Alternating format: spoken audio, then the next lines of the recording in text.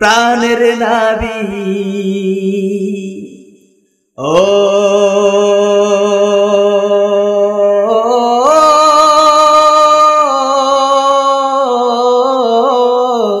প্রাণের নবী শুয়ে আছেন সোনার মদিনা বছর ঘুরে বছর এলো যাওয়া হলো না প্রাণের নবী শুয়ে আছেন সোনার মদিনা বছর ঘুরে বছর এলো যাওয়া হলো না ও নবী তোমার প্রেমে দিওয়ানা ও নবী তোমায় ছাড়া বুঝে না পরাণ আমি যত দিনে বাঁচব ধরাই গাইব তোমার গান আমি যত দিনে বাঁচব ধরাই গাইব তোমার গান মনের কথা কারে বলি বুঝার মানুষ নাই কেমন করে যাব আমি সোনার মদিনায়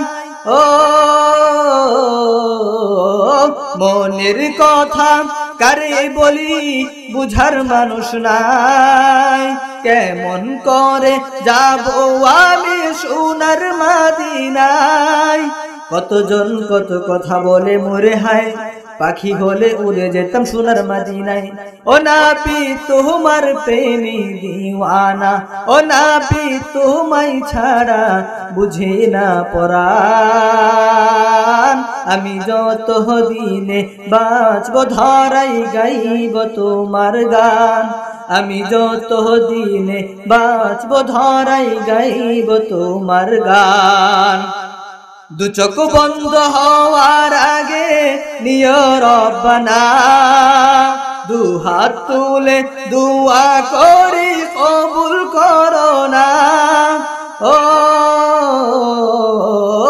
দু চোখ বন্ধ হওয়ার আগে নিয় রব্বানা দু হাত তুলে দুয়া করি কবুল করো না কতজন কত কথা বলে মোরে হায় পাখি হলে উড়ে যেতাম সোনার মদিনায় ও নবী তোমার প্রেমে দিওয়ানা ও নবী তোমায় ছাড়া বুঝে না পরাণ আমি যত দিনে বাঁচব ধরাই গাইব তোমার গান আমি যত দিনে বাঁচব ধরাই গাইব তোমার গান আমি যত দিন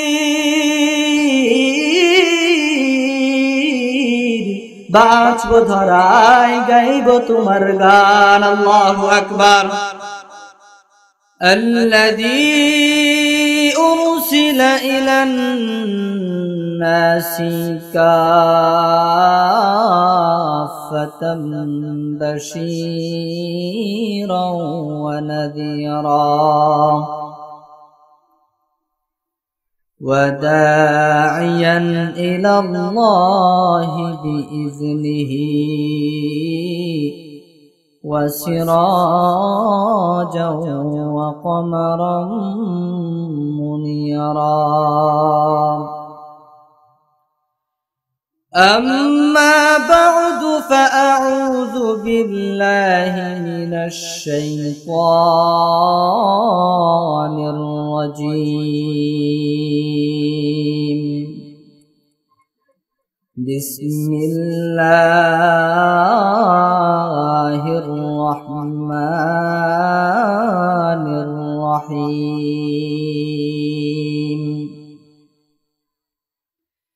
إنك لا تهدي من أحببت ولكن الله يهدي من يشاء وقال صاحب القرآن صلى الله عليه وسلم لا يؤمن أحدكم حتى أكون أحب إليه من والده وولده والناس أجمعين وقال تعالى في شان حبيبه ومحبوبه مخبرا وآمرا إن الله وملائكته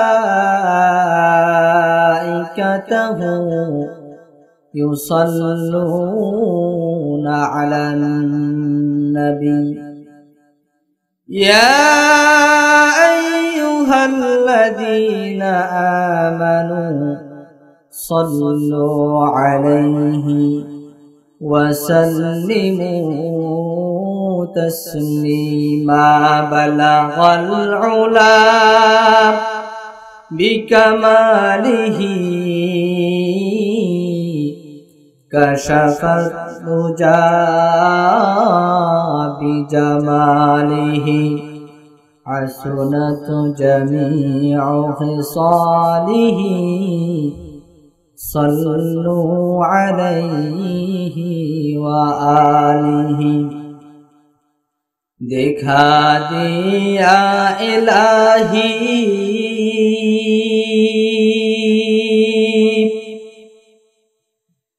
دیدار مدینہ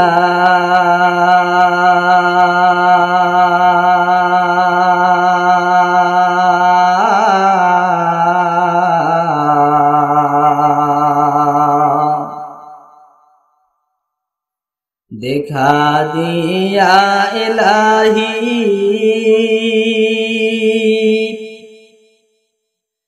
دیدار مدینہ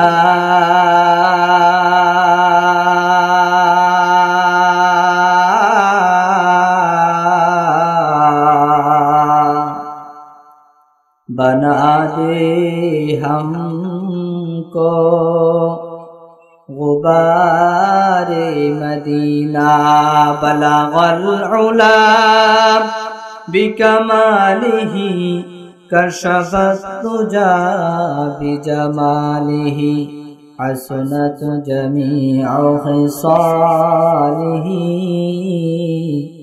صلوا علیہ وآلہ کونین کے مختار خدا تم کو بنایا کونین کے مختار خدا تم کو بنایا امت کے نگہبان خدا تم کو بنایا امت کے نگہبان خدا تم کو بنایا یا رب میرے یاہو میں سما جائے مدینہ یا رب میرے یاہو میں سما جائے مدینہ مدت سے میرا دل میں تمنائے مدینہ مدت سے میرا دل میں تمنائے مدینہ تلوار بکٹ ہو گئے نکل میدان یاسین تلوار بکٹ ہو گئے نکل میدان یاسین دشمن کا مقابل تو لگانا رہے تکبیر دشمن کا مقابل تو لگانا رہے تکبیر تو مرد مسلمان ہے تو مرد مسلمان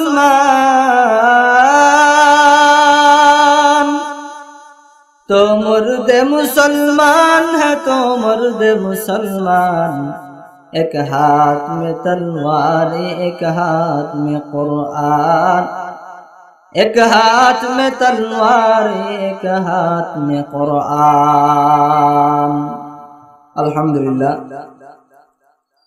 পিরোজপুর পূর্বপাড়া দুবলি জামে মসজিদের উদ্যোগে আয়োজিত আজকের আজিমুশান ইসলামী মহাসম্মেলনের সম্মানিত সভাপতি মুআজ্জাজ মুকাররম উলামায়ে কেরাম এবং আমার সামনে উপবিষ্ট লাখো আউলিয়ার সংস্পর্শে ধন্য মুরব্বী বাবারা যুবক ভাইয়েরা পর্দার আড়ালে অবস্থান করছেন সর্বগুণে গুণান্বিতা সম্মানিতা মা ও বোনেরা সবাইকে অন্তরে অন্তঃস্থল থেকে আন্তরিক মোবারকবাদ জানিয়ে শুরু করছি আলোচনা।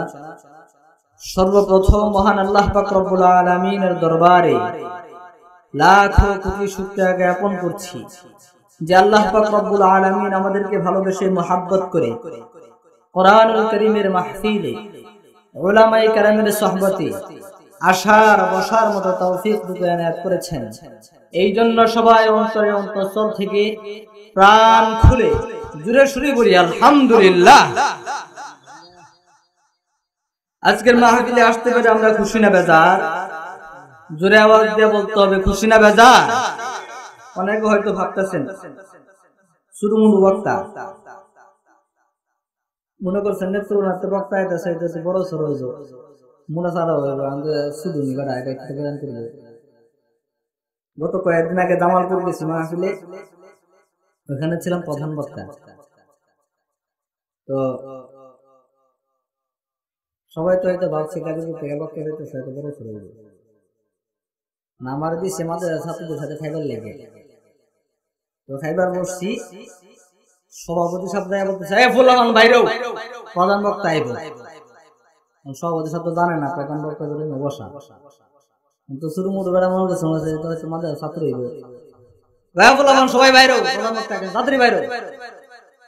স্টেজে উঠছি বয়ান করতেছি, পাশের সভাপতি সাহেব আমাদের এটা কি করলাম, প্রধান বক্তার মাত্র বাইরে করে বসেছিল। মানে আপনারা হয়তো অনেকে ভাবতেছেন বেড়া শুধু মুডু, যে সমস্ত কথাগুলো বলবো এগুলা কি আমার কথা বলবো না আল্লাহর কথা বলবো? জোরে বলতে হবে কথাগুলো কার? আল্লাহর কথার দাম আছে না নাই? আমরা করে আওয়াজে বুঝাইতেছে আল্লাহর কথার দাম নাই। আল্লাহর কথার দাম আসেনি? তো বক্তা শুরু হোক আর বড় হোক, যার কথাগুলো বলবো তুমি তো বড়, তো আপনারা ধৈর্য ধারণ করে শুনবেন তো ইনশাআল্লাহ। অনেকে ভাবতেছে কণ্ঠস্বর যদি ভালো হয় তাহলে বলবো, আর যদি কণ্ঠস্বর ভালো না হয় তাহলে 10 টাকা ডাইলে বড়া কিনে খায়া বাড়ি যাবো। তাদেরকে বলবো ইখলাসের নিয়তে আমরা সকলে বসে যাই, যতটুকু আলোচনা করব কোরআন এবং হাদিস থেকে আলোচনা করব। আমরা সকলে ধৈর্য ধারণ করে আমলের নিয়তে শুনতে রাজি আছি তো ইনশাআল্লাহ। আল্লাহ তাআলা আমাদের সকলকে আমলের নিয়তে কথা বলা এবং শোনার তৌফিক দান করুন। আপনারা বলেন আমিন।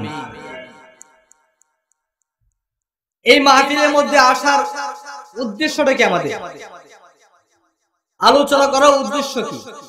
মাহফিল কমিটি দ্বারা মাহফিল করার উদ্দেশ্যটা কি? অনেকে অনেক ধরনের কথাবার্তা আমরা বলে থাকি, এত মাহফিল হইতেছে, উলামায়ে কেরাম বাড়তেছে, হাফেজ হইতেছে, আলেম হইতেছে, ওই পরিমাণে তো হেদায়েত হয় না। কথা বলেনি? বলে এরকম কথা যে এত হজ করে আইছি, হজ করে আইলে কি সুদ খা ঘুষ খা, এরকম কথা বলে না?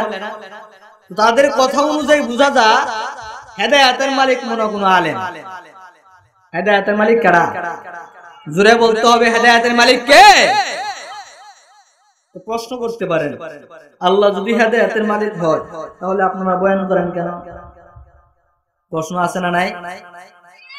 নবীরা কেন, তারা যদি হেদায়েত দিতে না পারে? উলামায়ে কেরাম এবং নবীরা তারা হেদায়েতের পথ দেখায় দেন। যারা বলেন মাহফিলে যাইয়া কি হেদায়েত তো হয় না, তাদেরকে বলেন মাহফিলে যাইলে তুমি হেদায়েতের রাস্তা চিনবা।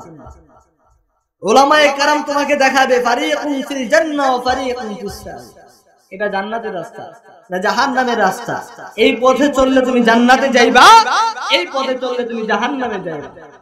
তারা তোমাদেরকে রাস্তা দেখায় দিবেন, তুমি যদি ওই রাস্তায় ইস্তেকামতের সাথে চলা আমল করে যাইতে পারো, আমার আল্লাহ তোমাকে হেদায়েত দান করবে। তো মাহফিল করার উদ্দেশ্য কি? হেদায়েত পাওয়া। মাহফিল করার উদ্দেশ্যটা কি? হেদায়েত। আমি যে আয়াতে কারিমা তেলাওয়াত করেছি, আল্লাহ পাক রব্বুল আলামিন এই কথাটাই এই আয়াতের মধ্যে বলেছেন, বান্দা হেদায়েতের মালিক কোনো মানুষ না, হেদায়েতের মালিক কোনো নবী না, হেদায়েতের মালিক কোনো পীর সাহেব নয়, হেদায়েতের মালিক কোনো নেতা নয়, হেদায়েতের মালিক একমাত্র কে? আল্লাহ তাআলা। যে আয়াতে কারিমা তেলাওয়াত করেছি আল্লাহ পাক রব্বুল আলামিন সেই কথাটাই বলতেছে, ইন্নাকা লা তাহদি মান আহবাবতা ওয়ালাকিন্নাল্লাহা ইয়াহদি মান ইয়াশা। আল্লাহ পাক রব্বুল আলামিন পয়গম্বর সাল্লাল্লাহু আলাইহি ওয়াসাল্লামকে সম্বোধন করে বলে, ওগো নবীজি, ইন্নাকা লা তাহদি মান আহবাবতা। ওগো নবী, নিশ্চয় আপনি লা তাহদি মান আহবাবতা, যাকে আপনি ভালোবাসেন, যাকে আপনি মহব্বত করেন, যাকে আপনি পছন্দ করেন, তাকে হেদায়েত দিতে পারেন না। ওয়ালা ইন্নাল্লাহা ইয়াহদি মান ইয়াশা, হেদায়েতের মালিক যিনি তিনি কে? আল্লাহর নামটা জুড়ে বলেন, হেদায়েতের মালিক কে? ইবাদত করব কার? প্রশংসা করব কার? জুড়ে বলতে হবে, প্রশংসা চলবে কার? আলহামদুলিমান কদ্দারা খায়রান ওয়া খাবালা ওয়াশ-শুকরু লিমান সাওয়ারা হুসনান ওয়া জামালা। আলহামদুলিমান কদ্দারা খায়রান ওয়া খাবালা ওয়াশ-শুকরু লিমান সাওয়ারা হুসনান ওয়া জামালা। লা জিদ্দা ওয়ালা নিদ্দা ওয়ালা আদ্দা লিমাওলা আল-আনা কামা কানা ওয়া লাম ইয়ালকা যাওয়ালা। الآن كما كان ولم يلق زوالا. لا قبل ولا بعد ولا وقت زمانا. لا قبل ولا بعد ولا وقت زمانا. لا حاجب ولا مانع لله تعالى. لا حاجب ولا مانع لله تعالى. لا تشرك بالله ولا رب سواه. لا والد ولا ولد ولا أم لها. لا والد ولا ولد ولا أم لها. لا أجرب لي الله أكبر. আল্লাহ পাক রব্বুল আলামিন নবীকে সম্বোধন করে বলেন, নবীজি, আপনি হেদায়েতের মালিক নয়। হেদায়েতের মালিক আমি আল্লাহ। আমি যাকে ইচ্ছা, আমি যাকে ভালোবাসি, যাকে হেদায়েতের উপযুক্ত মনে করি, তাকেই হেদায়েত দান করি। আপনি নবী হেদায়েতের মালিক না। কারণ কোন নবী যদি হেদায়েতের মালিক হইতো, তাহলে আপনার মতো আমার মতো মানুষ হেদায়েতের সিরিয়াল পাইতাম না। বেলালের মতো সাহাবী হেদায়েতের সিরিয়াল পাইতো না। কারণ বেলাল তো ছিল গোলামের ঘরে গোলাম, সেও ছিল গোলাম, তার বাবাও ছিল গোলাম। এই সমস্ত গোলামেরা হেদায়েতের সিরিয়াল পাইতো না যদি কোন নবী হেদায়েতের মালিক হইতো। কারণ নবীরা তাদের আত্মীয় স্বজনদেরকে দেখে দেখে আগে হেদায়েত দিত। কোন আলেম যদি হেদায়েতের মালিক হতো, তাহলে সে প্রথমে তাদের আত্মীয় স্বজনদেরকে দেখে দেখে হেদায়েত দিত। আপনার মতো আমার মতো আম জনতা তো অনেক পিছনে থাকার কথা ছিল। কোন পীর সাহেব যদি হেদায়েতের মালিক হয়তো, তাহলে আত্মীয় স্বজনদেরকে দেখে দেখে, টাকাওয়ালাদেরকে দেখে দেখে আগে হেদায়েত দিত। আমাদের মতো গরিব মানুষ হেদায়েতের সিরিয়াল পাইতো না। এই জন্য আল্লাহ বলে, নবী, হেদায়েতের মালিক আপনি নয়, হেদায়েতের মালিক কে? আল্লাহ। যে আয়াতে কারিমা তিলাওয়াত করেছি, এই আয়াতটা কখন নাযিল হলো, আয়াতের শানে নুজুলটা আমাদের জানলে আলোচনা করতে সুবিধা, আপনারা বুঝতে সুবিধা হবে। আমরা আজকে আলোচনা থেকে এই কথাটাই জানবো, কোন মানুষ হেদায়েত দিতে পারেন না, একমাত্র হেদায়েত যিনি দিবেন তিনি কে? আল্লাহ। যে আয়াতে কারিমা তেলাওয়াত করেছি, আল্লাহ পাক রব্বুল আলামিন বলেন, নবী, আপনি হেদায়েতের মালিক না, হেদায়েতের মালিক হলাম আমি, একমাত্র আল্লাহ। এই আয়াতটা কখন নাযিল হলো? পয়গম্বর সাল্লাল্লাহু আলাইহি ওয়াসাল্লাম ওনার তো সারাক্ষণ একটা ফিকির ছিল, কিভাবে একজন কাফেরকে, একজন মুশরিককে কালিমার দাওয়াত দিয়ে তাকে ইসলামের ছায়াতলে আনা যায়, তাকে জান্নাতি বানানো যায়, জাহান্নাম থেকে উঠাইয়া কিভাবে তাকে জান্নাতি বানানো যায়। কিন্তু এত মানুষ ইসলাম ধর্ম গ্রহণ করতেছে, কিন্তু পয়গম্বর সাল্লাল্লাহু আলাইহি ওয়াসাল্লামের আপন মানুষগুলা, অর্থাৎ আবু তালেব পয়গম্বরের আপন চাচা, সে কালিমা গ্রহণ করেন। পয়গম্বর সাল্লাল্লাহু আলাইহি ওয়াসাল্লামের কানের মধ্যে আওয়াজ গেল, নবীজি আপনার চাচা আবু তালেব মৃত্যু শয্যায় শায়িত। পয়গম্বর তাড়াতাড়ি গেছে চাচার বাড়িতে, যাইয়া দেখে নেতা মানুষ তো, পাশে আবু জাহাল, আবু লাহাব, উতবা, শাইবা, সমস্ত বড় বড় নেতা কাফের মুশরিকরা আবু তালেবের পাশে বসে। আল্লাহ রাসূল সাল্লাল্লাহু আলাইহি ওয়াসাল্লাম সালাম বিনিময় করলেন। পয়গম্বরের একটাই চিন্তা, এখন তো মৃত্যু শয্যায় শায়িত, দিলটা নরম হয়ে আছে, হতে পারে এই মুহূর্তে যদি তার কানের মধ্যে আমি কালিমার দাওয়াতটা পৌঁছাইয়া দেই, সে হয়তো কালিমাটা গ্রহণ করবে, মুসলমান হয়ে যাবে। আল্লাহর নবী, বিশ্ব নবী রাহমাতুল লিল আলামিন যাইয়া সালাম বিনিময় করলেন, আসসালামু আলাইকুম রাহমাতুল্লাহ। ওগো আমার চাচা গো, আপনি তো ইসলামের জন্য কত কষ্ট মুজাহাদা করেছেন, আমাকে লালন পালন করেছেন, এই মুহূর্তে আপনার ইন্তেকাল হয়ে যাবে, আপনার মৃত্যু শয্যায় আমি আপনার নিকট কালিমার দাওয়াত দিয়েছি গো চাচা, আপনি একটিবার বলেন লা ইলাহা ইল্লাল্লাহু মুহাম্মাদুর রাসূলুল্লাহ। একবার মাত্র বলেন লা ইলাহা ইল্লাল্লাহ, এক আল্লাহ ছাড়া দ্বিতীয় কোনো মাবুদ নাই, এক আল্লাহ ছাড়া দ্বিতীয় কোনো পালনকর্তা নাই, এক আল্লাহ ছাড়া দ্বিতীয় কোনো সৃষ্টিকর্তা নাই, একত্ববাদের স্বীকারোক্তি দিয়ে দেন। এই মুহূর্তে যদি আপনি কালিমা পড়ে মুসলমান হইয়া যান, আমার আল্লাহ কঠিন হাসরের ময়দানে আল্লাহ পাক রব্বুল আলামিন আপনাকে জান্নাতের মেহমান বানাইয়া দিবে। আল্লাহ রাসূল সাল্লাল্লাহু আলাইহি ওয়াসাল্লাম কালিমার দাওয়াত দেয়, পাশেই তো বসা প্রেসিডেন্ট, প্রধানমন্ত্রী আবু জাহাল, আবু লাহাব, তারা কয় নেতা আপনি বাতিজার কথা মানেন না, আপনার অনুসরণ করেছি এতদিন, আপনি যেরকম ভাবে বলেছেন সেরকম ভাবেই চলেছি, শেষ পর্যায়ে কি ভাতিজার কথাই মানলেন? আপনি কালিমা পড়েন না, ভাতিজার কথা মানেন না, ভাতিজার কাছে মাথা নত কইরেন না। আবু তালেব বলে, ভাতিজা আমি কালিমা পড়তে পারলাম না, চিৎকার দেয়া বলেন নাউযুবিল্লাহ। আল্লাহ নবী বলে, কেন পারেন? আমি যে সত্য নবী, আমার কালিমা যে সত্য, আমার ধর্ম যে সত্য, আমার আল্লাহ যে সত্য, এটা কি আপনার বিশ্বাস হয় না? আমি যে সত্য নবী, এটা কি আপনার বিশ্বাস হয় না? বলে হ্যাঁ বিশ্বাস হয়। তাহলে কালিমা পড়েন না কেন? আবু তালেব ডাক দিয়ে বলে, ভাতিজা মুহাম্মদ, তুমি যে সত্য নবী, তোমার কালিমা যে সত্য, তোমার ধর্ম যে সত্য, তোমার আল্লাহ যে একক, তার সাথে কাউকে শরীক করা যায় না, এটা আমি এখন বিশ্বাস করি তা নয়।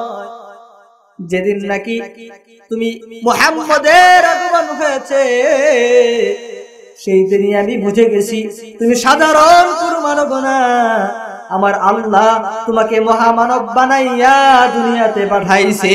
আল্লাহু আকবার। যখন নাকি তোমার আগমন হয়েছে, দুনিয়াতে যখন কোন সন্তান প্রসব হয়, প্রত্যেকটা সন্তানের গায়ের মধ্যে রক্ত থাকে, পুষ থাকে, তার গায়ে থেকে দুর্গন্ধ বের হয়নি। বাচ্চা প্রসব করে গায়ের মধ্যে রক্ত থাকে না, পুষ থাকে না, দুর্গন্ধ বের হয় না।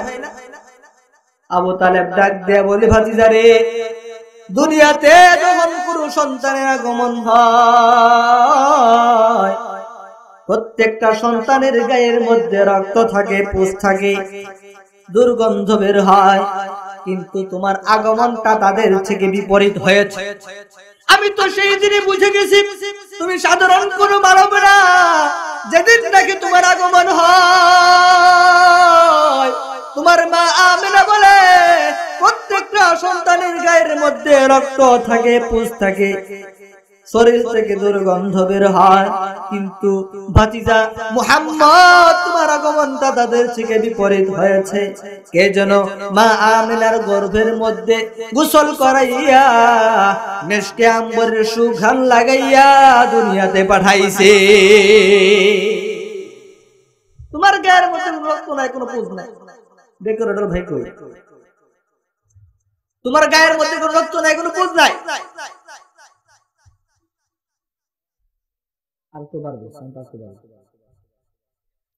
এবার বলে শুধুই কি একটা আলামতি প্রকাশ পেয়েছে?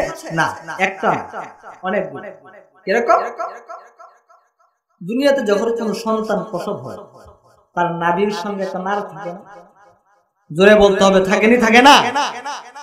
এটা দুনিয়াতে আসার পরে কাইটা দিতে হয়। আবু তালেব ডাক দেয়া বলে, ভাতিজা দুনিয়াতে যখন কোন সন্তানের আগমন হয় প্রত্যেকটা সন্তানের নাভির সঙ্গে একটা নার থাকে। দুনিয়াতে আসার পরে সেটা কেটে দিতে হয়। কিন্তু ভাতিজারে তোমার আগমনটা তাদের থেকে বিপরীত হয়েছে। তোমার যখন দুনিয়ার জিন্দেগিতে আগমন হয় তোমার নাভির সঙ্গে কোনো নার নাই। কে যেন মা আমিনার গর্ভের মধ্যে সুন্দর কইরা নারটা কাটিয়া পরিপূর্ণ সুস্থ করে মাওলার দুনিয়াতে পাঠাইছে। আবু তালেব ডাক দিয়ে বলে, ভাতিজা প্রত্যেকটা সন্তান যখন দুনিয়ার জিন্দেগিতে আগমন করে তার নাভির সঙ্গে একটা নার থাকে। কিন্তু তোমার আগমনটা প্রত্যেকের বিপরীত। তোমার নাভির সঙ্গে কোনো নার ছিল না। কে যেন মায়ের গর্ভের মধ্যে নারটা কাইটা পরিপূর্ণ সুস্থ করে দুনিয়াতে পাঠাইছে। আল্লাহু আকবার। আবু তালেব ডাক দিয়ে বলে, হে ভাতিজা মুহাম্মদ, এতটুকুন বলেই সীমাবদ্ধ না। প্রত্যেকটা সন্তান যখন দুনিয়াতে আগমন করে আগমনের পরে সে কান্না করতে থাকে। কিন্তু তোমার আগমনটা তাদের থেকে বিপরীত হয়েছে। তুমি প্রত্যেকের মতো কান্না করো না। তুমি মায়ের গর্ভ থেকে প্রসব হওয়ার সঙ্গে সঙ্গে কাবার দিকে ফিরিয়া সিজদায় পড়ে গেছো। আল্লাহু আকবার। কাবার দিকে ফিরে সিজদায় পড়ে গেছো। সিজদা থেকে উঠিয়া শাহাদাত আঙ্গুলটা উঁচা করিয়া কি যেন দোয়া পড়েছো। তোমার আম্মা বলে, আমার সন্তান মুহাম্মদ সিজদা থেকে উঠার পরে শাহাদাত আঙ্গুলটা উঁচু করে কি যেন দোয়া পড়েছে। দোয়াটা আমি বলতে পারি না, তবে দোয়া পড়েছে এটা সত্য। এতটুকুন বলেই সীমাবদ্ধ করে নাই। প্রত্যেকটা সন্তান যখন দুনিয়ার জিন্দেগিতে আগমন করে সন্তানটা যদি ছেলে হয় তাকে মুসলমানি করানো লাগে কি লাগে না? জোরে আওয়াজ দিয়ে বলতে হবে, লাগে কি লাগে না? ভাতিজারে প্রত্যেকটা সন্তান যখন দুনিয়ার জিন্দেগিতে আগমন করে আগমনের পরে প্রত্যেকটা ছেলে সন্তানের মুসলমানি করানো লাগে। কিন্তু তোমার আগমনটা তাদের থেকেও বিপরীত হয়েছে। আমি তোমার মা বলেছে তুমি যখন মায়ের গর্ভের মধ্যে ছিলা তোমার আগমনের পরে তোমার মা বলে, কে যেন আমার সন্তান মুহাম্মদকে আমার গর্ভের মধ্যে মুসলমানি করাইয়া দুনিয়াতে পাঠাইছে। এবার আল্লাহ রাসূল বলে, এগুলা তো আমার মার জবান থেকে আপনি শুনছেন, আপনি কি কোনো আলামত দেখেন নাই? আপনি নিজ চোখে কোনো আলামত দেখেন নাই? আবু তালেব বলে, হ্যাঁ অবশ্যই দেখছি। কি দেখছেন? আবু তালেব ডাক দিয়া বলে, বিকেল বেলা যখন মুহাম্মদকে আমার কোলে এনে দেওয়া হয়, মুহাম্মদকে আমি কোলে করে নিয়ে কাবার প্রাঙ্গণে গেলাম, বরকত নেওয়ার জন্য কাবার প্রাঙ্গণে গেলাম। বিকাল বেলা কাবার প্রাঙ্গণে যাইয়া একবার ভাতিজার চেহারার দিকে তাকায়, আর একবার আসমানের চাঁদের দিকে তাকায়। আমি ভাতিজার চেহারার দিকে তাকাইয়া আসমানের চাঁদের দিকে তাকাইলে দেখতে পাই আসমানের চাঁদটা যেন আস্তে আস্তে নিচে নামতেছে। আল্লাহু আকবার। তাকায় দেখি আসমানের চাঁদটা আস্তে আস্তে নিচে নামতেছে। আমি তো ভয় পেয়ে গেলাম, না জানি আসমানের চাঁদটা আমার ভাতিজার উপরে পড়ে যায় কিনা। আবু তালেব ডাক দেয়া বলে, ভাতিজারে, আমি নিজ চোখে তোমার আলামত দেখেছি। কাবার প্রাঙ্গণে যাওয়ার পরে আসমানের চাঁদের দিকে তাকায়, ভাতিজা তোমার চেহারার দিকে তাকায়। আসমানের চাঁদটা আস্তে আস্তে নিচে নামে, নামতে নামতে এক পর্যায়ে আমার সনিকটে চলে এসেছে। এই পর্যায়ে আমি ভয় পেয়ে গেলাম, না জানি আসমানের চাঁদটা আমার ভাতিজার উপর পড়ে যায় কিনা।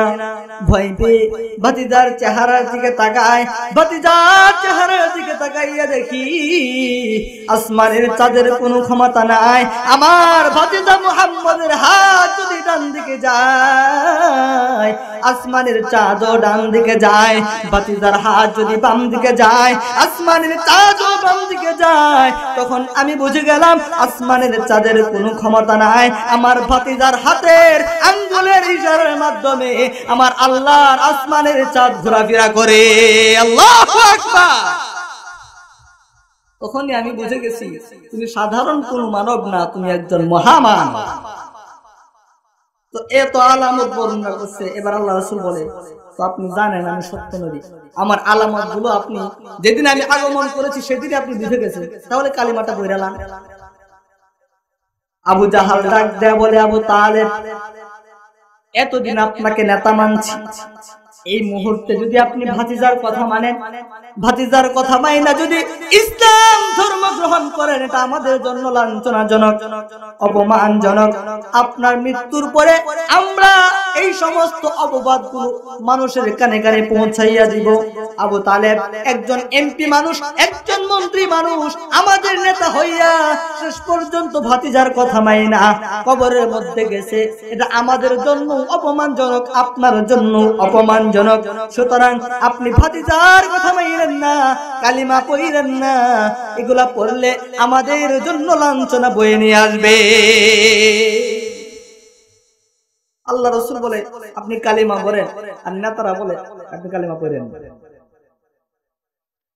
সঙ্গে সঙ্গে আমার আল্লাহ জিব্রাইলকে ডাক দিয়ে বলে, হে জিব্রাইল, যাও আমার মাহবুব পয়গম্বরের নিকট আমার পক্ষ থেকে পানি নিয়ে যাও, আয়াত নিয়ে যাও। আল্লাহর নবী পয়গম্বর সাল্লাল্লাহু আলাইহি ওয়াসাল্লামের কাছে জিব্রাইল আমিন আয়েশা সালাম বিনিময় করে, আসসালামু আলাইকা ইয়া রাসূলুল্লাহ, আসসালামু আলাইকা ইয়া হাবিবাল্লাহ। ওগো নবীজি, আল্লাহ তাআলার পক্ষ থেকে আয়াত গ্রহণ করুন। আমার আল্লাহ পাক রব্বুল আলামিন যে আয়াতে কারিমা তেলাওয়াত করেছি, খুতবাতের মধ্যে যে আয়াতে কারিমা তেলাওয়াত করেছি, জিব্রাইল আমিন ক্রিয়া সেই আয়াতে কারিমা পাঠিয়ে দিলেন। জিব্রাইল আমিন আয়েশা সেই আয়াত তেলাওয়াত করলেন, ইন্নাকা লা তাহদি মান আহবাবতা ওয়ালাকিন্নাল্লাহ ইয়াহদি মান ইয়াশা। আল্লাহু আকবার। ওগো নবীজি, ইন্নাকা লা তাহদি মান আহবাবতা, নিশ্চয় আপনি যাকে ভালোবাসেন, আপনি যাকে মহাব্বত করেন, আপনি যাকে পছন্দ করেন, আপনি তাকে হেদায়েত দিতে পারেন না।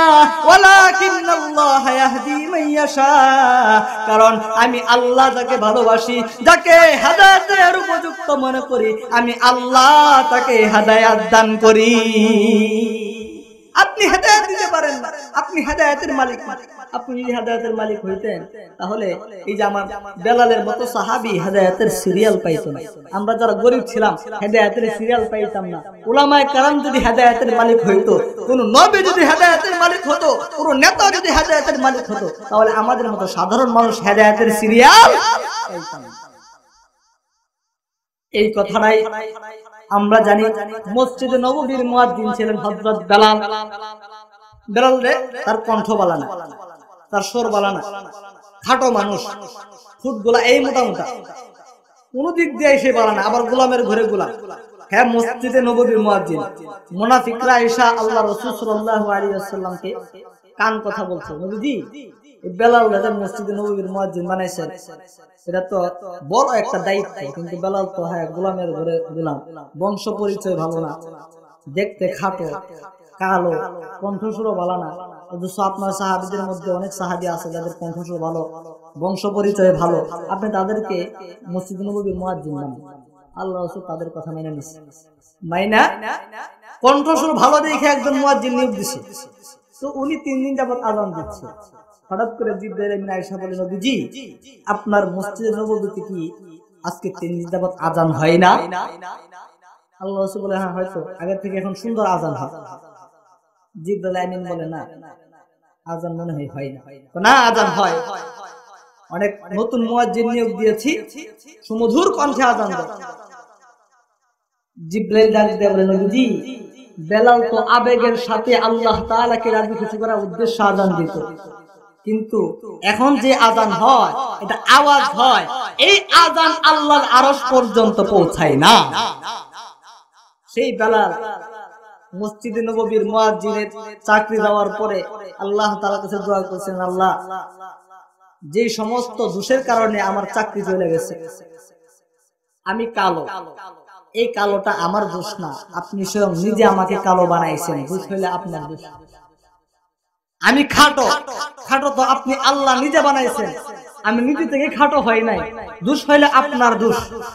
আমার কণ্ঠস্বর ভালো না, কণ্ঠস্বর তো আপনি দেন নাই, দোষ হইলে আপনার দোষ, আমার না। তাহলে আমার চাকরি কেন চলে যাবে? কোন নবী তো হেদায়েতের মালিক না, হেদায়েতের মালিক তো আপনি। আপনি যদি হেদায়েতের মালিক হন তাহলে তো এই সমস্ত দোষগুলো আমার না।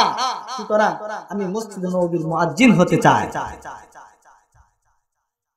কোন নবী যদি হেদায়েতের মালিক হইতো তাহলে আপনার আমার মতো মানুষ সিরিয়াল পাইতো না, আগে খাতিরের লোকদেরকে দেখে দেখে হেদায়েত দিতেন। জিবরাইল আমিন আয়েশা উপস্থিত হয়ে গেছে। জিবরাইল আয়েশা ডাক দিয়ে বলে, নবীজি ইন্নাকা লা তাহদি মান আহবাবতা ওয়ালাকিন্নাল্লাহা ইয়াহদি মান ইয়াশা। আল্লাহু আকবার। ওগো নবীজি আপনি তো হেদায়েতের মালিক না, আপনি তো হেদায়েত দিতে পারেন না। হেদায়েতের মালিক যিনি তিনি কে? জোরে বলতে হবে, হেদায়েতের মালিক কে?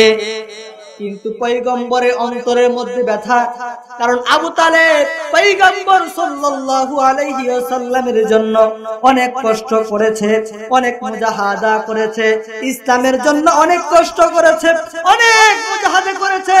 পয়গম্বরের ইরাদা হলো কিভাবে চাচাকে কালিমার দাওয়াত দিয়া ইসলামের ছায়া তলে প্রবেশ করাইয়া আমার মাওলার জান্নাতের মেহমান বানানো যায়। আল্লাহ রাসূল এই চিন্তা করেন, আবু তালেব সে কাফের ঠিক আছে, কিন্তু ইসলামের পক্ষে কাজ করছেন। কিরকম? আল্লাহ রাসূল সাল্লাল্লাহু আলাইহি ওয়াসাল্লাম যখন কালিমার দাওয়াত দিতেন, একাত্মবাদের দাওয়াত দিতেন, তখন মক্কার বড় বড় নেতা তো আছে, আবু জাহাল, আবুল হাব, উতবা, সাইবা, সবাই আসছে আবু তালেবের কাছে। আয়েশা বলে, আবু তালেব আপনার ভাতিজা তো এতদিন ভালো আছেন, 40টা বছর আমরা তাই খুব ভালোবাসতাম, ইদানিং আপনার ভাতিজারা বেয়াদব হয়ে গেছে, এর নামে কিছু অভিযোগ। কি অভিযোগ? সে এক আল্লাহর দাওয়াত দেয়, একত্ববাদের কথা বলে, কোরআনের কথা বলে, এক আল্লাহ নাকি আমগর সবার সব সমস্যার সমাধান করবে। এগুলো আমার মাথা ধরে না, কারণ আমরা 360 খুদার ইবাদত করি, 360 খুদা মিলিয়া আমগর সবার সমস্যা সমাধান করতে পারে না। মুহাম্মাদের এক আল্লাহ আবার কেমনে আমগর সমস্যার সমাধান করবে, এটা আমাদের মাথা ধরে না। আপনি আপনার ভাতিজারা সামলান, আর না হয় আমগর উপরে ছাইরা দেন, আমরা সাইজ করে লাই। নাউযুবিল্লাহ বলেন, চিৎকার দেয়া বলেন নাউযুবিল্লাহ। এবার আবু তালেব বলে, তোমাদের কথা শেষ হয়েছে? বলে, আপনার ভাতিজা যদি আমাদের প্রস্তাব মাইনা নেয়, কালিমার দাওয়াত না দেয়, কোরআনের কথা না বলে, তাহলে আমরা তাকে পুরস্কার দিব। কি পুরস্কার? সে যদি মক্কার ক্ষমতা চায় তাকে ক্ষমতার মালিক বানিয়ে দেওয়া হবে, সে যদি টাকা পয়সা চায় তাকে টাকা পয়সার মালিক বানিয়ে দেওয়া হবে, সে যদি ধন সম্পদ চায়, সুন্দরী নারী চায়, তাহলে মক্কার সবচেয়ে সুন্দরী নারী তার জন্য ওপেন করে দেওয়া হবে। নাউযুবিল্লাহ বলেন। আবু তালেব গেছে আল্লাহ রাসূল সাল্লাল্লাহু আলাইহি ওয়াসাল্লামের কাছে, যা বলে ভাতিজা তোমার নামে তো অভিযোগ। কি অভিযোগ?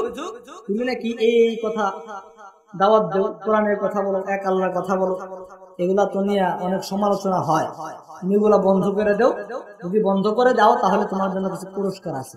কি পুরস্কার? তুমি যদি ক্ষমতা চাও তোমাকে ক্ষমতা দেওয়া হবে, তুমি যদি সুন্দরী নারী চাও সুন্দরী নারী দেওয়া হবে, তুমি যদি ধন সম্পদ টাকা পয়সার মালিক হতে চাও তাহলে তোমাকে ধন সম্পদ টাকা পয়সার মালিক দেওয়া হবে। তুমি তোমার মতো চলো, তারা তাদের মতো চলো। সুবিধাবাদ জিন্দাবাদ, সুবিধাবাদ জিন্দাবাদ। এই কথাগুলো আবু জাহেল বলছে, আবু লাহাব বলছে, প্রস্তাব গুলো দিছে। কিন্তু আমাদের জামানায় এরকম কথা বলার লোক আছে না নাই? জোরে আওয়াজ দিয়ে বলেন আছে না নাই? আমরা একটু সুন্দর ভাষায় বলি। কিরকম বলি? আমরা বলি, হুজুর আপনারে অনেক মহাব্বত করি, অনেক ভালোবাসি, আপনার কণ্ঠটা শুনে দিলটা করে জুড়ে যায়, আপনি এত সুন্দর বয়ান করেন, আমরা মানুষের লোকের প্রশংসাও করি। তবে শুক্রবারে আমার বিরুদ্ধে কিছু কইেন না, সুদ ঘুষের বিরুদ্ধে বলেন না, কারণ আমরা তো সুদ খাই। আছে না নাই? আপনি যদি বেতন বাড়াই লাগে আপনি 500 টাকা বেতন বাড়াই দিন, ফ্যামিলি নিয়ে যদি থাকবার চান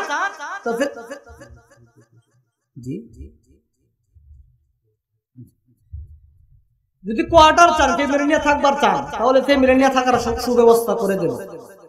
প্রতিদিন দাওয়াত খাইবার চান, দাওয়াতও খাইতে পারবেন দেশি মুরগির রান দিয়ে, আবার হাদিয়াও দিন। তারপরে শুক্রবারে সুদ ঘুষের বিরুদ্ধে করেন না, কারণ আমরা তো সুদ খাই। আছে না নাই? জোরে বলতে হবে, আছে না নাই? তো আল্লাহ রাসূলের নিকট এরকম প্রস্তাব দিয়েছে, ভাতিজা তুমি এই সমস্ত কথা বললো না, টাকা পয়সা চাইলে টাকা পয়সা দিব, ক্ষমতা চাইলে ক্ষমতা দিব, তুমি সুন্দরী নাই চাইলে সুন্দরী নাই দিব, এগুলো বলার দরকার নেই। আল্লাহ রাসূল সাল্লাল্লাহু আলাইহি ওয়াসাল্লাম কান্না করতে আরম্ভ করে দিয়েছেন। আল্লাহু আকবার। আল্লাহর নবী বিশ্ব নবী রাহমাতুল লিল আলামিন এই কথা শুনে, এই প্রস্তাব শুনে কান্নায় ভেঙে পড়লেন। আবু তালেব ডাক দেয়া বলে, ভাতিজা রে, কান্নার কারণ কি? কান্নার কারণ জানতে চাই, কান্না করবা না। তোমার কান্না আমি সহ্য করতে পারি না, কারণ দুনিয়াতে আসার 6 মাস পূর্বে তোমার আব্বার ইন্তেকাল হয়ে গেছে। দুনিয়াতে আসার 6 বছর পরে যখন নাকি আম্মাকে আম্মু বলে ডাক দিবা, ঠিক সেই মুহূর্তে তোমার আম্মার ইন্তেকাল হয়ে গেছে। তখন তোমার দাদা তোমাকে লালন পালন করেছে, তোমার দাদাও দুনিয়া থেকে চলে গেছে। তারপরে আমি আবু তালেব চাচা তোমাকে লালন পালন করেছি, অনেক কষ্ট করেছি, সুতরাং তোমার কান্না সহ্য হয় না। তুমি কান্না বন্ধ করে আমার প্রশ্নের জবাব দাও। পয়গম্বর সাল্লাল্লাহু আলাইহি ওয়াসাল্লাম ডাক দিয়া বলে, ও আমার চাচা গো, যেই সমস্ত প্রস্তাবের কথা আপনি আমাকে বলেছেন, দুনিয়ার ক্ষমতার মালিক বানাবেন, এগুলা বানাতে পারবেন, কারণ ক্ষমতার মালিক আপনারা ইচ্ছা করলে একটা চেয়ারের মালিক বানিয়ে নিতে পারবেন। ক্ষমতায় আছেন আপনারা। প্রধানমন্ত্রী যদি বলে সুন্দরী নারীটা মুহাম্মদের জন্য ওপেন করে দাও, তাহলে এটা দেওয়া সম্ভব। টাকা পয়সার মালিক আমাকে বানিয়ে দেওয়া সম্ভব। কিন্তু আমি মুহাম্মদের জবান থেকে স্পষ্ট ফাইনাল কথাটা জেনে নেন, ওই যে আসমানের মধ্যে চাঁদ দেখা যায়, আসমানের মধ্যে সূর্য দেখা যায়, আমার এক হাতের মধ্যে যদি আসমানের চাঁদ এনে দেওয়া হয়, আর এক হাতের মধ্যে যদি আসমানের সূর্য এনে দেওয়া হয়, তারপরেও আমি ভাতিজা মুহাম্মদ কালিমা দাওয়াত ছাড়ব না। আল্লাহু আকবার। এবার আবু তালেব বলে, এটা কি তোমার ফাইনাল কথা? আল্লাহ রাসূল বলে, হ্যাঁ এটা আমার ফাইনাল কথা। কারণ আবু তালেব জানতো মুহাম্মদ যেটা বলে এটাই সত্য, কারণ সে তার জীবনে একটা কথাও মিথ্যা বলে নাই। এরকম নবী আমরা পাইছি। আবু তালেব ডাক দিয়ে বলে, ভাতিজা ঠিক আছে, তুমি কান্না বন্ধ করো, তোমার কান্না আমি চাচা সহ্য করতে পারি না, তবে আমি তোমার পক্ষে আছি।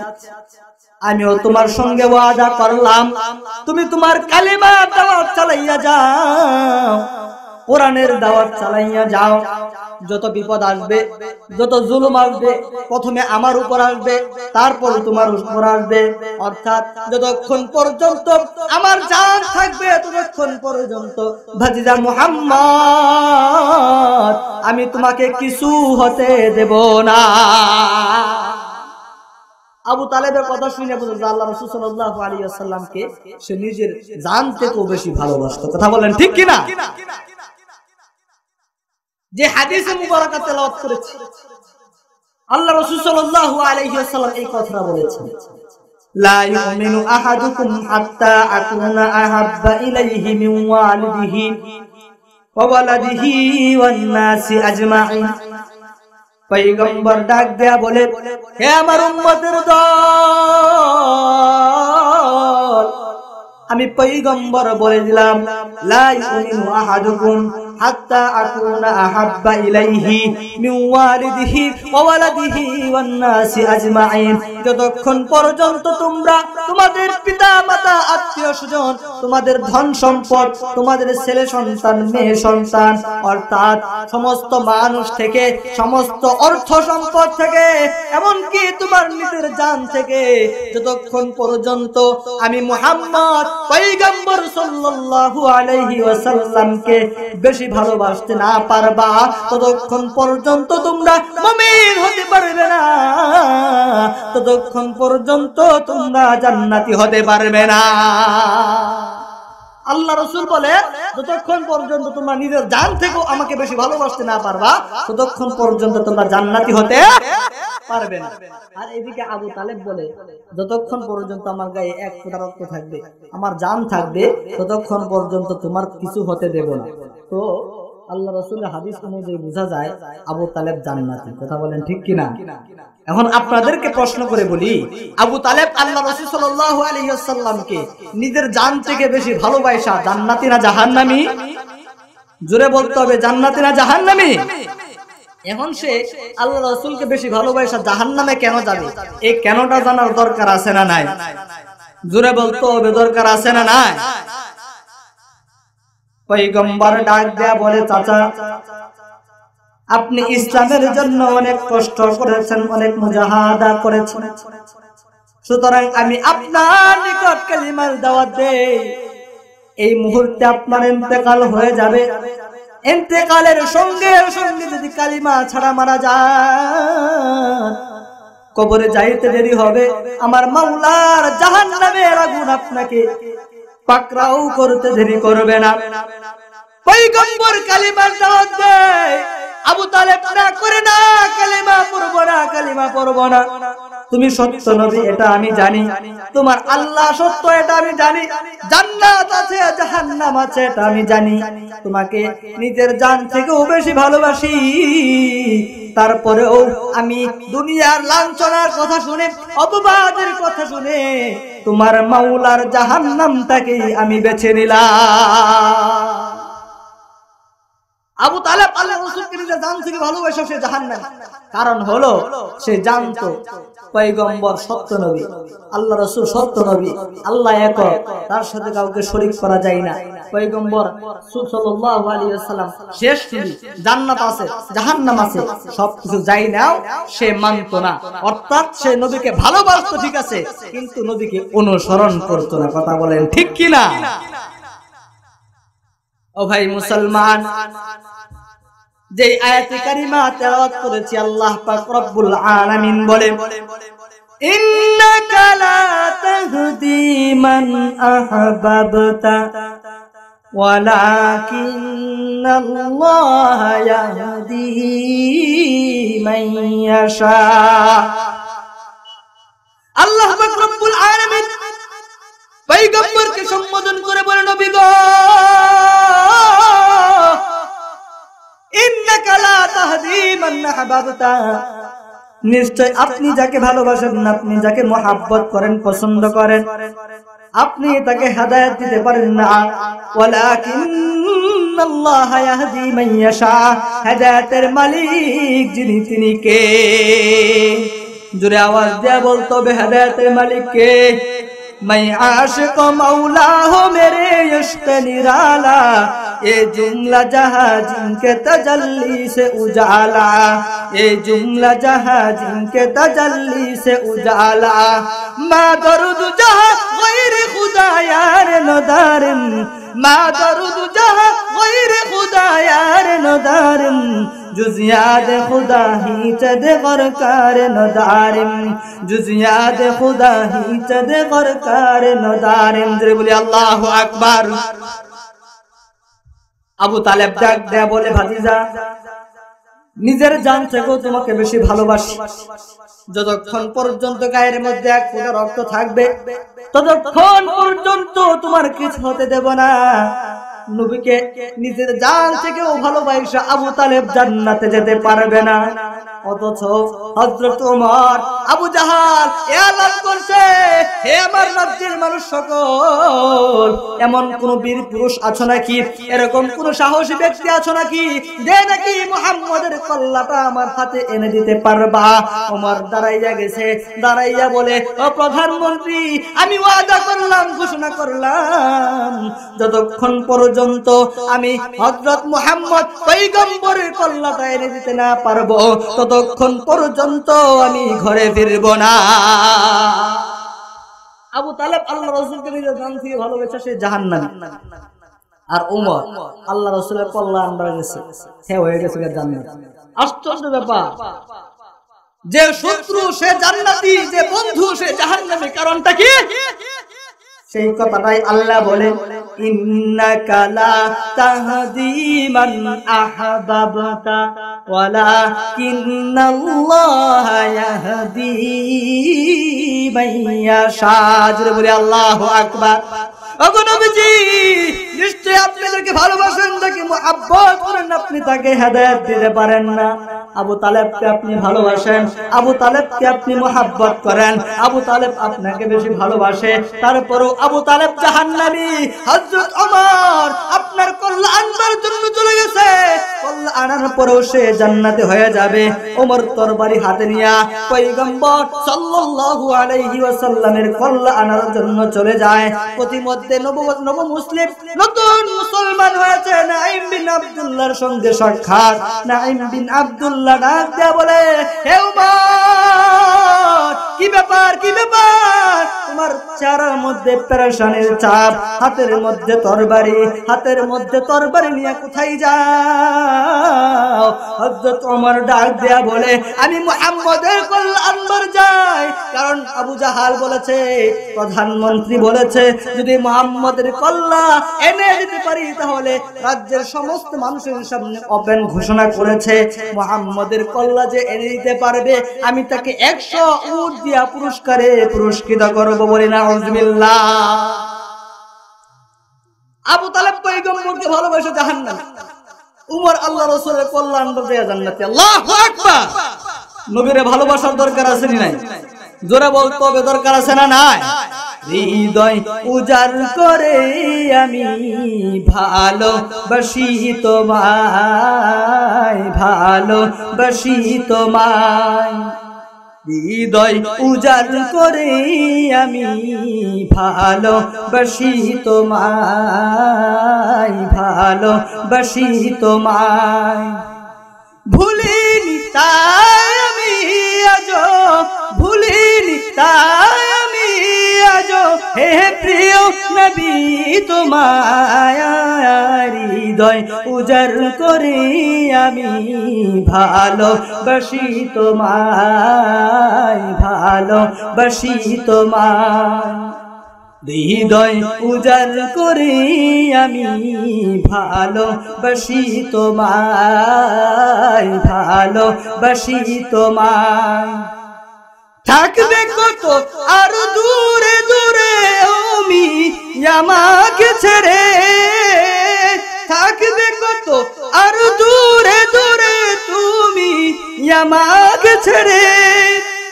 শান্ত করো এ মনটাই আমার শান্ত করো, এ মনটাই আমার দিদার দিয়ে আমায় হৃদয় উজাড় করে আমি ভালোবাসি তোমায়, ভালোবাসি তোমায়, হৃদয় উজাড় করে আমি ভালোবাসি তোমায়, ভালোবাসি তোমায়। তোমাকে ভালোবাসতে বাসতে হয় যেন আমার মরণ, চাই গো শুধু তোমায় সদা, চাই না রঙিন ভুবন। তোমার ছবি মনের কাবায় যত্ন করে রেখেছি, তোমার নামে হৃদের পাতায় শত কবিতা লিখেছি। তুমি আমার জীবন গো, তুমি আমার মরণ, তুমি আমার জীবন গো, তুমি আমার মরণ। বুঝি না কিছু তুমি বিনে, বুঝি না কিছু তুমি বিনে, কবে যে তোমায় কাছে পাই, হৃদয় উজাড় করে আমি ভালোবাসি তোমায়, ভালোবাসি তোমায়, হৃদয় উজাড় করে আমি ভালোবাসি তোমায়, ভালোবাসি তোমায়। আল্লাহু আকবার। নবীরে ভালোবাসা দরকার আছে না নাই? জোরে বলতে হবে, নবীরে ভালোবাসা দরকার আছে না নাই? আবু তালেব নবীকে জান থেকেও বেশি ভালোবাসে। আবু তালেব আল্লাহ রাসূলকে নিজের জান থেকে ভালোবাসা। জান্নাতি না জাহান্নামী? জোরে বলতে হবে, জান্নাতি না জাহান্নামী? আর উমর আল্লাহ রাসূলকে হত্যা করার জন্য বের হয়ে গেছে, তো আল্লাহ রাসূলের শত্রু হইয়া উমর জান্নাতি না জাহান্নামী?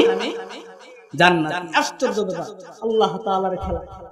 নবী যাকে ভালোবাসেন তাকে হেদায়েত দিতে পারেন না, হেদায়েত দেওয়ার মালিক কে?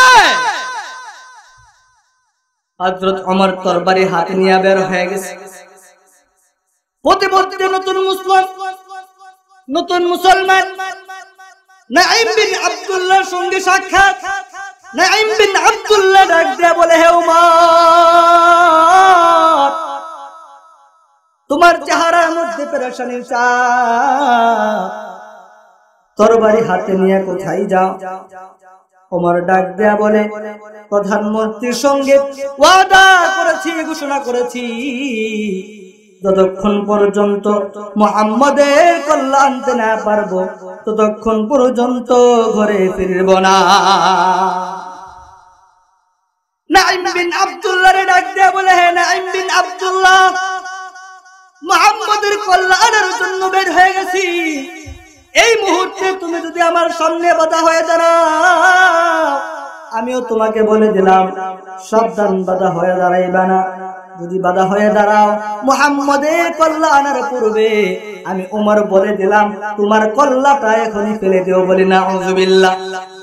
কিন্তু মুসলমানের ক্ষমতা না থাকতে পারে, শক্তি না থাকতে পারে, অস্ত্র না থাকতে পারে, ধন সম্পদ না থাকতে পারে, ঈমানের জোর আছে না নাই? জোরে বলতে হবে, আছে না নাই? নাঈম বিন আব্দুল্লাহ কয়, ওমর তোমার টাকা পয়সা আছে মানে, তোমার ধন সম্পদ আছে মানে, ক্ষমতা আছে মানে, তোমার হাতে অস্ত্র আছে মানে, তবে এই জন্য আমরা মুসলমানরা দুর্বল নয়, ঈমানের আওয়াজ দিয়ে বলতেছি, তুই যে মুহাম্মাদের কল্যাণ আনবার যাও, তোমার ঘর ঠিক করো, তোমার আপন বোন সেই মুহাম্মাদের গুণগান গায়। আল্লাহু আকবার। আগে ঘর ঠিক করবে, ঘর ঠিক করার পরে তুমি আসো মুহাম্মাদের কল্যাণ। বিছানা জায়গা হচ্ছে না, আমরা সবাই জিকিরের সাথে একটু আগায়া বসি। লা ইলাহা, জোরে লা ইলাহা, আগায়া বসি সবাই জিকিরের সাথে, আগায় আসি ভাই। লা ইলাহা, জোরে লা ইলাহা। ভাইজান রিকশা চলে না চালক ছাড়া, নৌকা চলে না মাঝি ছাড়া, দুনিয়া চলে না আল্লাহ ছাড়া, মুমিন চলে না জিকির ছাড়া। লা ইলাহা, জোরে লা ইলাহা, জোরে লা ইলাহা। ভাইজান যার দিলে আছে আল্লাহর ভয়, আল্লাহ আল্লাহ সব সময়, দুনিয়াদার ভালো লাগে না,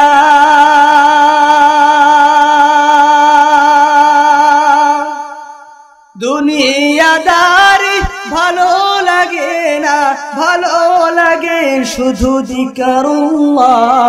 লা ইলাহা, জোরে লা ইলাহা, লা ইলাহা ইল্লাল্লাহু মুহাম্মাদুর রাসূলুল্লাহ সাল্লাল্লাহু আলাইহি ওয়াসাল্লাম। হযরত ওমর বলে, নাঈম বিন আব্দুল্লাহ যে কথা বলতেছে ওটা সত্য কথা না মিথ্যা কথা?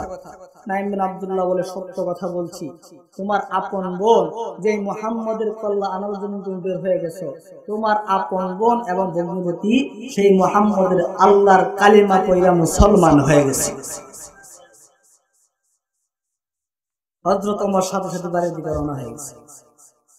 যাইয়া বোনের বাড়ির সামনে গেছে, দরজার সামনে যাইয়া দেখে ঘরের ভিতরে কি যেন গুনগুন গুনগুন আওয়াজ হয়, আল্লাহু আকবার। হযরত ওমর দরজার মধ্যে নক করছে, ভিতরে ফাতিমা বিনতে খাত্তাব, হযরত ওমরের আপন বোন এবং তার ভগ্নিপতি, কোরআনুল কারীমের তালিম গ্রহণ করতেছেন, কোরআন শিক্ষা গ্রহণ করতেছেন হযরত খাব্বাব রাদিয়াল্লাহু তাআলা আনহু। উমরের আওয়াজ পাওয়ার সঙ্গে সঙ্গে খাব্বাব রাদিয়াল্লাহু তাআলা পলায়ন করছে। ফাতিমা বিনতে খাত্তাবের অন্তরের মধ্যে আর পানি নাই। উমর যে নাকি মুহাম্মদের কল্যাণ আনবার যায়, আর হ্যাঁ শুনছে আমি কালিমা পড়ে মুসলমান হয়ে গেছি, এই মুহূর্তে হতে পারে আমার ইন্তেকাল হয়ে যাবে। হযরত ওমর দরজার মধ্যে নক করেছে, ফাতিমা বিনতে খাত্তাব দরজাটা খুলে দিলেন। ওমর চোখটাকে গরম করে একদম কঠিন ভাষায় বলে, হ্যাঁ ফাতিমা, শুনেছি তুমি নাকি মুহাম্মদের আল্লাহর উপর ঈমান আনয়ন করেছো, তুমি নাকি মুহাম্মদের কালিমা পড়েছো, মুহাম্মদের আল্লাহর একত্ববাদের স্বীকারোক্তি দিয়েছো। যেটা শুনেছি এটা সত্য কথা না মিথ্যা কথা? ফাতিমা বিনতে খাত্তাব চিন্তা করলেন, আল্লাহর উপর ঈমান আনয়ন করেছি, ইসলামের মধ্যে মিথ্যা কথা বলা যায় না। সে বলে দিয়েছে, ভাই যে মুহাম্মদের কল্লা আনবার জন্য তুমি যাও, আমি সেই মুহাম্মদের আল্লাহর উপর ঈমান আনয়ন করে কালিমা পড়ে মুসলমান হয়ে গেছি। হযরত ওমর এই কথা শোনার সঙ্গে সঙ্গে ফাতিমা বিনতে খাত্তাব নিজের আপন বোনের উপর প্রহার করতে আরম্ভ করে দিয়েছে। নিজের বোনকে প্রহার করে ভগ্নিপতি আয়েশা ফিরায়, ভগ্নিপতিকে প্রহার করে আপন বোন যাইয়া ফিরায়।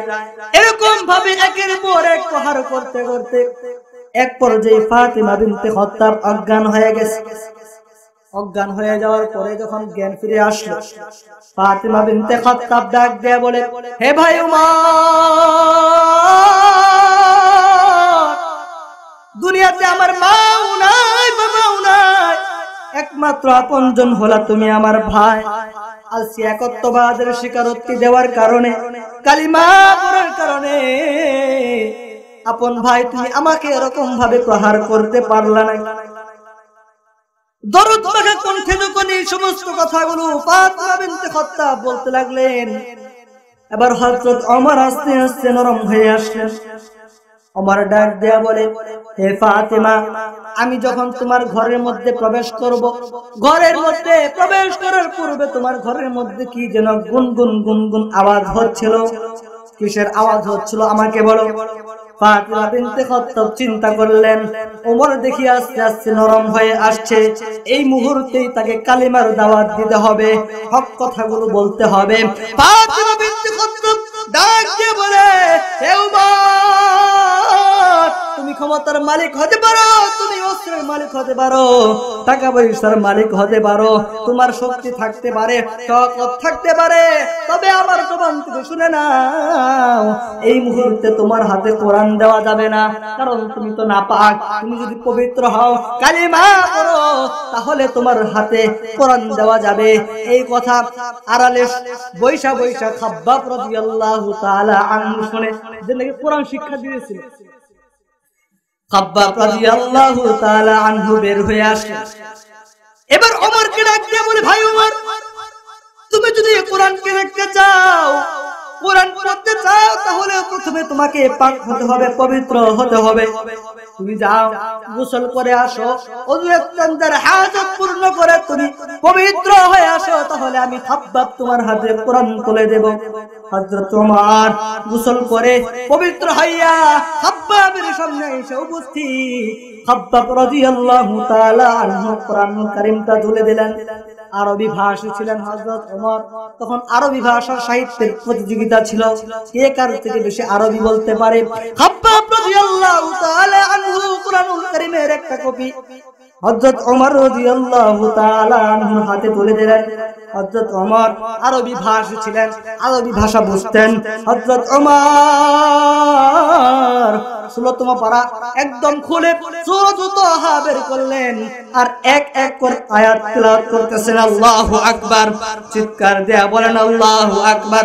হযরত ওমর কোরআনুল হাকিম খুলে সূরা তাহা বের করে এক এক করে আয়াতে কারিমা তেলাওয়াত করে, তাহা মা আনজালনা আলাইকাল কুরআনা লিতাশকা ইল্লা তাযকিরাতান লিমান ইয়াখশা তানজিলাম মিম্মান খালাকাল আরদা ওয়াস সামাওয়াতিল উলা। আল্লাহু আকবার।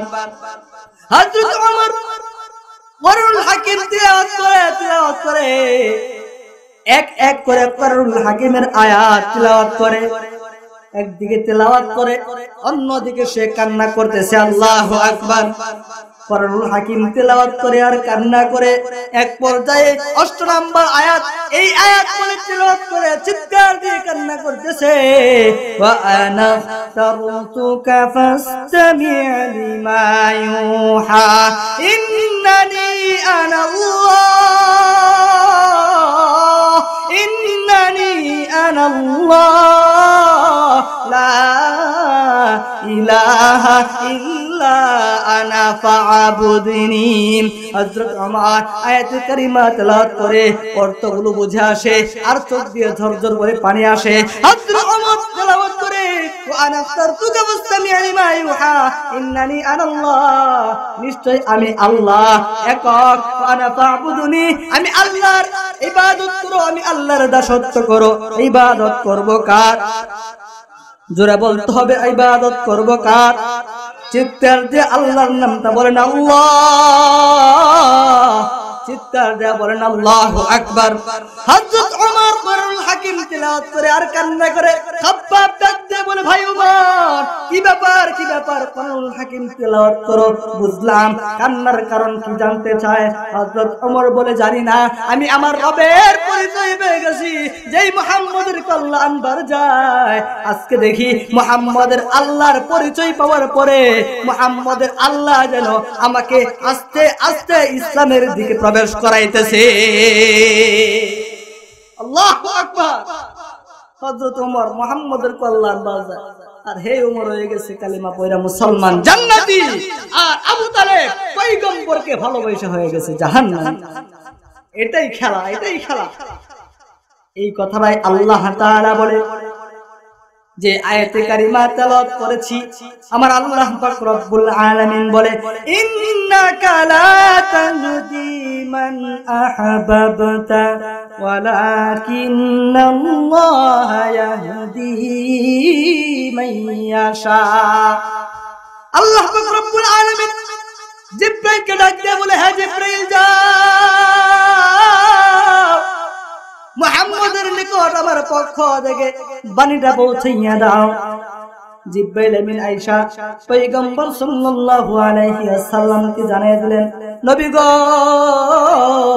কার পিছনে আপনি সময় ব্যয় করতেছেন? আবু তালেব আপনাকে ভালোবাসে, ঠিক আছে, আপনার জান্নাত আছে মানে জাহান্নাম আছে মানে আপনি নবী, সত্য নবী এটা জানে, আল্লাহ একক, তার সাথে কাউকে শরীক করা যায় না এটাও জানে, তারপরেও সে কালিমা পড়ে না। ওগো নবী গো, তার পিছনে সময় ব্যয় করার দরকার নাই, ব্যয় করার দরকার নাই। আমার আল্লাহ জানিয়ে দিলেন, লা তাহদি মান আহবাবতা ওয়ালাকিন